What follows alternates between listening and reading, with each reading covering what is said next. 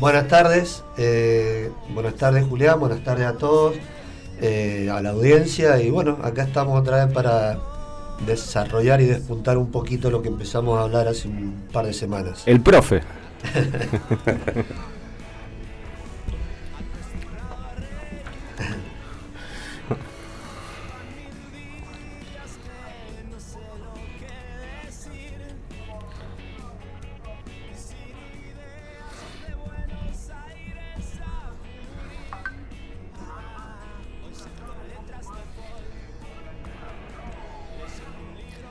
Sí, por supuesto. A ver, gracias por lo de profe, ¿no? La idea, creo que tenemos como misión en cada uno es poder, sí, educar y transmitir lo que uno ha tenido como experiencia y poder mejorar a futuro lo que representa toda esta cuestión que hemos estado hablando, tanto de la vivienda, pero empezando por lo que es la ciudad y la planificación. Uh-huh. A ver, rápidamente, lo que quería siempre es sostener que la idea de la charla nuestra va a estar basada siempre en esta cuestión de la planificación, del ambiente, el urbanismo y la vivienda inclusivo y sustentable. Uh-huh. Que todos estos elementos son la madre de la charla que siempre vamos a tener y que todo este conjunto son los que forman el hábitat. Uh-huh. En el desarrollo de la primera o el primer programa, donde me tocó charlar un rato de esto, hablamos de los desafíos que tenía este tema y de algunos objetivos. Para repasar, siempre que es importante que a la gente y al oyente y al pueblo en general le quede claro lo de la planificación en estos temas. Como dijimos antes, que siempre se trataba un tema puntual que era casi el final del objetivo, como la vivienda. Entonces, uno de los desafíos que tenemos en todo esto que empezamos a charlar, para hacer un pequeño repaso de la charla anterior, era una planificación atemporal que tiene que hacer el Estado en esta planificación ambiental, urbana y del hábitat. Generar suelo urbano es uno de los desafíos importantes que tiene el Estado.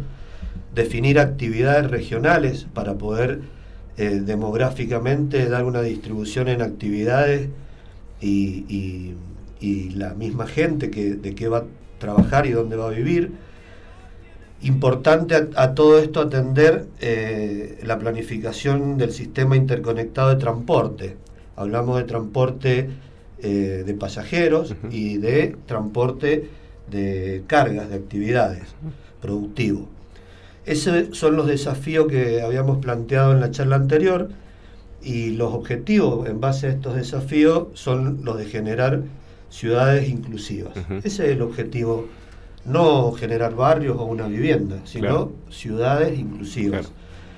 Claro. Te puedo poner un ejemplo de ciudades cuando hablamos de generar ciudades, como fue Brasilia en su momento, o Dubái, que es un poco lo que estás planteando, de generar todo el terreno para luego... A ver, estos ejemplos que vos me ponés son los ejemplos macro de una descentralización que produjeron estos países en sus capitales o en ciudades específicamente. Por ejemplo, Brasilia traslada su capital generando Correcto. Una ciudad al centro del territorio. Algo que en algún momento también se planteó en la Argentina para estar equidistante y ser más federal. Uh-huh. Dubái ya es una representación más de actividades puras. O sea, es como si habláramos en su antepasado cómo se generó Las Vegas. Uh-huh. Salvando diferencias, Las Vegas en un desierto se genera una ciudad con actividades principales como las del juego y otras, hotelería y diversión. Dubái anda por ahí con más infraestructura y más modernidad. Pero yo cuando hablo de generar ciudades acá, hablo de pueblos, de ciudades, de agrupar por actividades a la gente en distintos lugares y no seguir con esta cuestión de la centralización generando grandes urbes. Entonces, el generar ciudades inclusivas habla de sustentabilidad, de equilibrio poblacional, equilibrio en actividades, en generar ciudades colectivas, comunitarias, que tengan una identidad, y todo eso es el proceso de decisión que tiene que tomar la planificación urbana. Bien. Por eso, sí.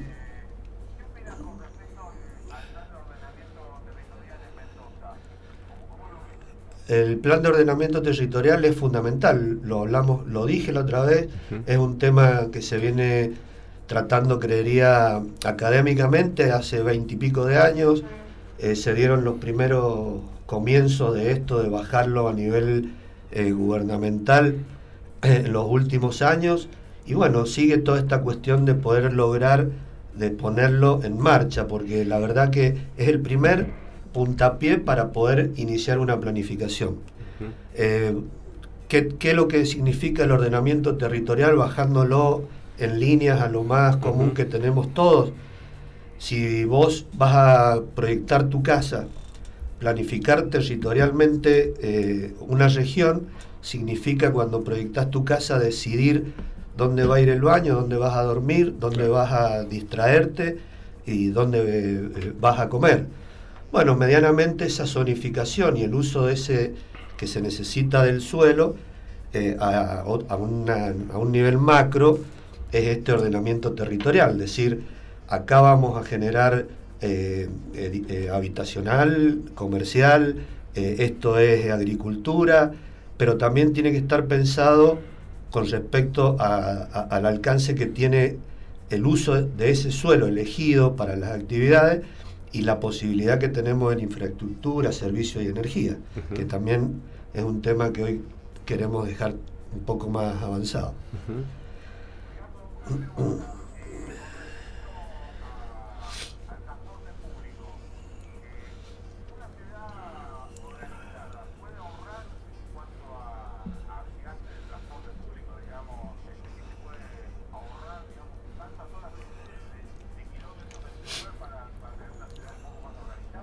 Mirá, cuando nosotros planteamos este tema y ponemos palabras como sustentabilidad, lo estamos hablando en cualquier actividad madre que se necesite para la colectividad de una comunidad. El transporte es fundamental. Ahora, la ubicación geográfica o la distribución geográfica de la población que se hace sobre un territorio de acuerdo a las actividades, obviamente está muy ligada a cómo yo después la voy a conectar, cómo la voy a hacer llegar a su lugar de educación, de cultura, de trabajo. Porque lo que ha venido sucediendo, por eso en la primera charla hablamos de que el urbanismo a nivel mundial está descontrolado, lo que ha venido sucediendo es que hay ciudades o espacios territoriales que han ido siendo o se han ido despoblando porque han perdido sus actividades primarias, por lo cual se generaron, y se han transformado en lugares dormitorios. Claro. Y esa gente va a ese lugar, ciudad, pueblo, llamemos como queramos, a dormir, a comer, a veces, y tiene que transitar muchísimo para ir a su lugar nuevo o lugar que tiene como opción de trabajo. Creo que un ejemplo fue la ciudad de La Paz, Palmira, cuando le sacaron el ferrocarril, que lo estuvimos hablando la otra vuelta. O sea. Exacto, por eso el tema de que hay ciertas actividades que generan ciudades, lo hablamos en ese momento, sí, que el ferrocarril es uno y era uno. Entonces, obviamente que quizás lo que ha venido sucediendo en esta desorganización urbana y de actividades, y tan cambiantes las actividades, es que las grandes urbes se han transformado en los receptores de trabajo que por lo general no son productivos, son de servicios, y todos los lugares productivos que antes habían formado ciudades han quedado solamente como lugares dormitorios. Entonces, hoy tenemos que, a lo mejor, sucede en Gran Buenos Aires, sucede en el Gran Mendoza, sucede en el Gran Córdoba, en el Gran Rosario, que a esas ciudades entran y salen a lo mejor medio millón, millón o 2 millones de personas diariamente que usan transporte, usan energía para ir a trabajar. Contaminan, bueno, todo lo que se produce, pero viven a los alrededores. A medida que todo esto se ha ido desvaneciendo el control o la organización o el equilibrio, estas personas intentan irse cada vez más cerca de esa urbe. Claro. Lo que implica que es cada vez más costoso, y entonces, lo que hablábamos la última vez, empiezan a formarse estos cordones casi de asentamientos de gente que antes vivía en una ciudad cómodamente con su casa y con todos sus servicios. Es muy importante lo que dice Edgardo, porque incluso el Banco Mundial ha destacado que las urbes son responsables de aproximadamente el 80% del Producto Bruto Interno. Entonces, ha pedido que, a razón de lo que él está explicando, que desarrollen ciudades inclusivas adoptando políticas urbanas que contribuyan a reducir disparidades de oportunidades y que promuevan el acceso a los servicios y beneficios ofrecidos adecuados a las necesidades de toda la población. Creo que el camino, me parece que lo que está explicando Edgardo, es lo que son las tendencias a nivel mundial, que me parece que ya tendríamos que empezar a bajar un lineamiento claro. Yo, con base a lo que vos nos has planteado, yo uno por ahí lo razona. Uno no es algo que uno piensa regularmente. O sea, te hablo de Juan Pueblo, ¿viste? Que no. Claro, cuando vos decís, construyen, por ejemplo, por darte un ejemplo, el Procrear de Maipú. Una cantidad de gente se fue a vivir ahí terrible, en un lapso muy corto de tiempo. Estimo que estaba planificado porque hay colegio, hay jardín, calculo que al menos un destacamento tiene que haber en la zona. O sea, fue armado, pero te doy un ejemplo de no planificación. Redes sociales, esa conexión a internet. Está saturado, y conozco el tema de primera mano. Está saturado, no consiguen un proveedor de internet, porque no se calculó. A pesar de que Mendoza tiene la 4ª peor provincia conectada a internet. Pero todos esos temas, si no se toman en cuenta cuando una masa de gente, de personas van a vivir un lugar, si no está planificado como planteas vos, es imposible.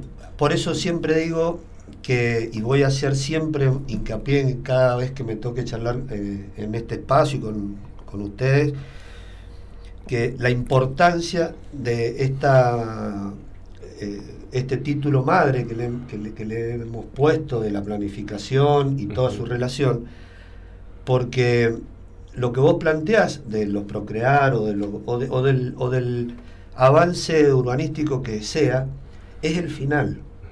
Entonces, se llega al final con la solución por una cuestión o de necesidad o política, pero sin el previo análisis de todo lo que estamos hablando. Es el principio básico de acción y reacción. Exacto. Si accionas bien, con un buen planeamiento, no tenés que reaccionar para solucionar los errores. Exacto. Es básicamente y vos fíjate eso, que gran parte de lo que yo quería apuntar hoy, ya en cuestiones más individuales de todo este esquema de planificación, como yo decía, de que no ha existido en los últimos años la planificación en ningún aspecto en nuestro país.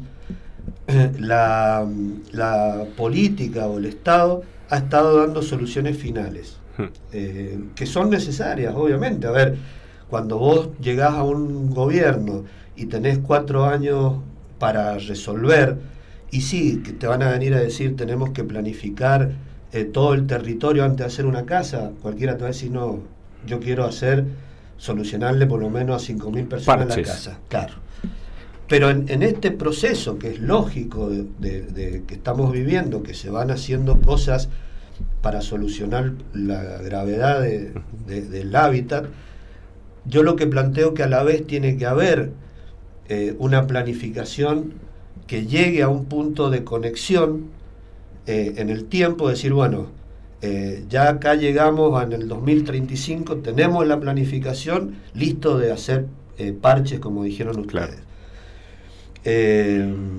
A ver, porque esto también, cuando lo planteamos así, empezamos a ver que todo se define desde situaciones económicas, sociales, ¿no? Absolutamente. Entonces empezamos a ver que cuando no hay planificación, cuando el Estado no ha intervenido en lo real, en lo que le tiene que interesar, que es el territorio y cómo va a generar que la gente viva en ese territorio, queda librado a la posibilidad económica de las personas individuales. Claro. Porque también podemos nombrar algo que sucede a la inversa. Digo, toda persona que tenga mucha o gran capacidad hoy económica se ha ido yendo de las urbes. Claro. Y se ha ido a lugares más agradables, con más metros de jardín, de superficie. Ahora, siguen haciendo sus actividades, toda la familia, en la urbe. Y voy a dar un ejemplo que lo hemos charlado en congreso y lo hemos expuesto en las facultades. El ejemplo claro es Chacra de Coria.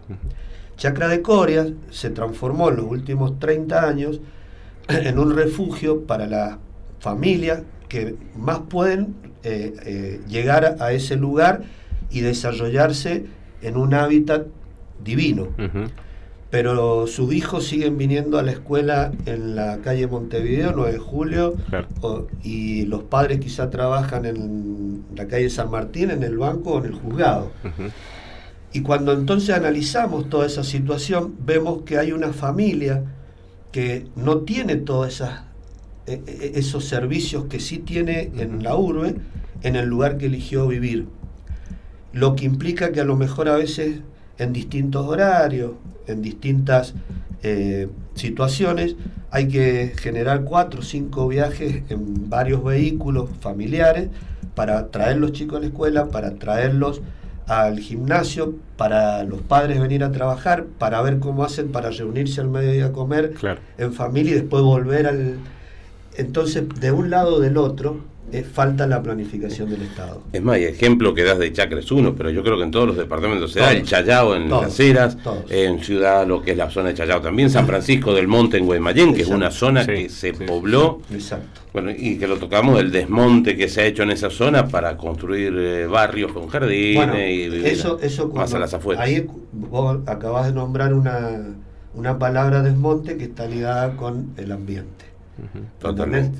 Entonces, por eso yo siempre hablo que el ambiente en este último tiempo es primordial, la planificación urbana, el acceso al suelo, que tiene que estar controlado, las actividades y llegar a la vivienda. ¿Y qué te impide, o sea, que nos impide avanzar en eso de manera precisa, de manera inmediata, o sea, con cierta inmediatez para empezar a solucionar? Mirá, yo creo que...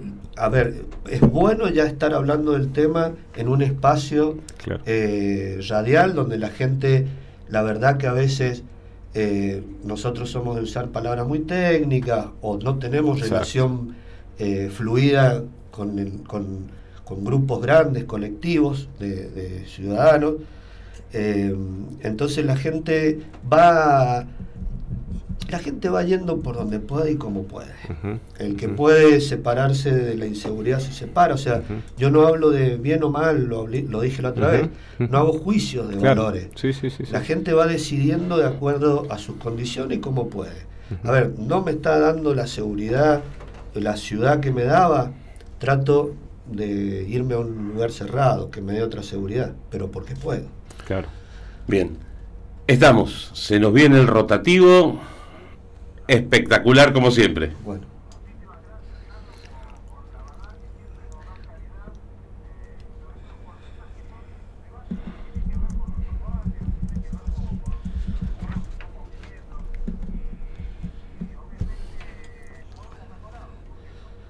Sí, por supuesto.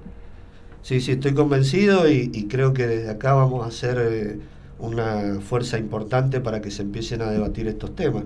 Yo, más allá de todo lo que hemos hablado, quería dejar algo como para la próxima hablar, ya entrar en los temas puntuales, que son los energéticos, los claro, de servicios públicos y fundamentalmente el agua acá en Mendoza, el criterio que tenemos para el uso del agua, y también empezar a pensar de que el Estado tiene que poner reglas claras en estas cuestiones del uso de los servicios públicos, de la infraestructura y de los recursos naturales renovables y no renovables, y empezar también a poner mucho énfasis en mirar un poquito el pasado para proyectar el futuro, porque la verdad que Mendoza ha quedado en otro signo. Perfecto. Ya estamos.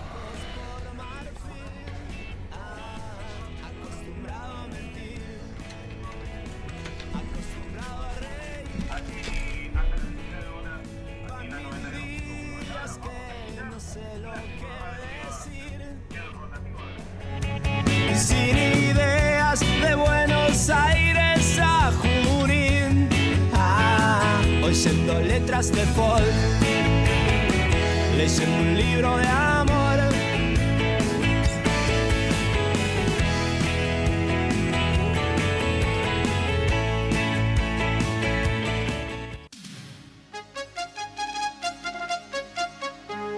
El rotativo del aire de Radio Rivadavia.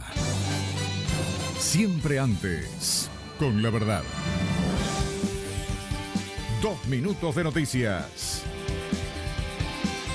Ultiman detalles en el transporte de pasajeros por la vuelta a clases en Mendoza. En menos de 2 semanas, Mendoza dará inicio al ciclo lectivo 2021 y los responsables de la Secretaría de Transporte ya trabajan en un operativo especial que incluirá el recorrido de 1.400 unidades, es decir, se asegurará el 100% de las frecuencias diarias. De este modo, se estima que habrá unos 350 recorridos, de ellos 80 estarán destinados a áreas escolares de zonas urbanas. Hemos estado trabajando en coordinación con las autoridades de la Dirección General de Escuelas para conocer la modalidad de cursado que se aplicará, y se estima que entre el 50 y el 60% del personal, docentes, no docentes y alumnos, asistirá de manera presencial. Por ello decidimos habilitar el 100% de las frecuencias para respetar los protocolos pertinentes, aseguró Luis Borrego, director de Transporte.